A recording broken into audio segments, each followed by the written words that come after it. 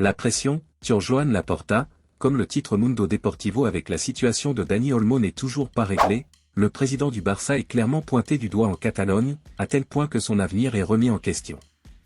Le quotidien catalan relaie le communiqué paru hier et rédigé par les leaders de l'opposition ainsi que 8 autres groupes. La démission de Laporta est réclamée et une mention de censure est même évoquée. D'ailleurs, la non-signature de Thomas Hurtel au basket est même un argument pour l'opposition qui veut voir Laporta quitter son poste. Ça chauffe au Barça et pourtant, Dani Olmo et Pau Victor vont bien faire le déplacement en Arabie Saoudite pour la Super Coupe d'Espagne. Ils ne sont pas encore inscrits mais Barcelone continue d'y croire et forcément d'impliquer ses joueurs dans la vie de groupe. Dans le même temps, Mundo Deportivo parle de l'intérêt du Milan AC pour Dani Olmo.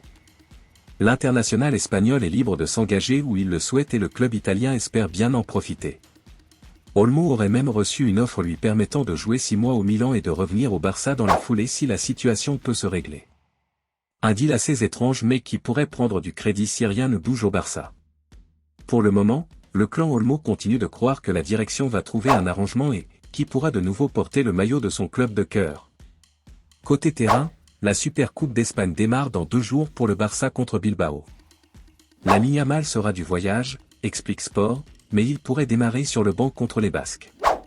Andy Flick ne veut pas prendre de risque avec sa pépite qui enchaînait les blessures cette saison.